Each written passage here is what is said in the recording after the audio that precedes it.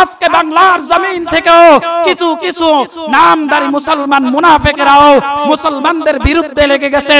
ঠিক কিনা জোরে চিল্লায়া বলেন ঠিক কিনা? হায় হায়, মুসলমানের বিরোধিতা করার জন্য মানুষ এখন সঠিক পথ থেকে বের হয়ে যাইয়া মানুষের অনুগত করে, আল্লাহর অনুগত থইয়া। ঠিক কিনা? হায় হায়, বুঝেন না, কিছু বুঝেন না।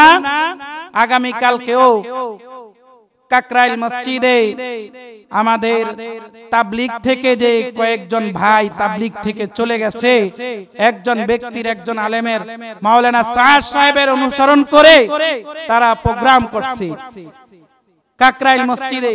হায় হায়, আফসোসের বিষয় যে একজন ব্যক্তি কোরআনের বিপক্ষে দাঁড়াইছে, একজন ব্যক্তি কোরআনের বিরোধিতা করতেছে, উলামায়ে কেরামের বিরোধিতা করতেছে, এমন একজন ব্যক্তিকে তারা অনুসরণ করে তারা আজকে তাবলীগ থেকে খারেজ হয়ে তারা আজকে একটা গ্রুপ করে আলেমদের বিরুদ্ধে, মুসলমানের বিরুদ্ধে, হক্কানি উলামায়ে কেরামের বিরুদ্ধে তারা আজকে মাঠে ময়দানে নামছে। ঠিক কিনা?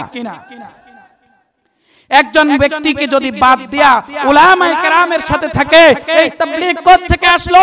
এই তাবলীগ কারা সৃষ্টি করলো? এই তাবলীগের শুরু থেকে এখনো পর্যন্ত উলামায়ে কেরাম জড়িত, উলামায়ে কেরামের মাধ্যমে এই তাবলীগ প্রতিষ্ঠিত। আজকে তোমরা তাবলীগ থেকে বের হয়ে কিছু সংখ্যক মানুষ আলেমদের বিরুদ্ধে কথা বলো, আলেম ছাড়া চলতে পারবা না। ঠিক কিনা?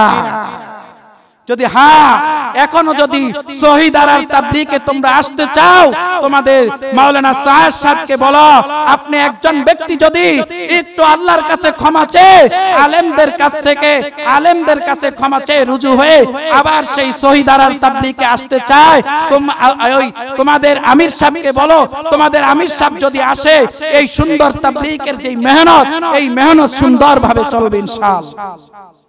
আমরা দোয়া করব আল্লাহ তাআলা যেন এই তাবলীগকে আগের মতো মেহনত করে সুন্দর মতে জনসাধারণের মাধ্যমে এই শহীদ তাবলীগ আমরা আবার পৌঁছায় দিতে পারি। এই তাবলীগের মেহনত আলেম ছাড়া হবে না। এই তাবলীগের মেহনত উলামায়ে কেরামের তত্ত্বাবধান যদি চলে যায়, তাহলে এই তাবলীগের সমস্ত যত সমস্ত খারাপ পায় তারা এবং সব কিছু ইহুদি খ্রিস্টান বেঈমানরা নিয়ে যাবে। ঠিক কিনা?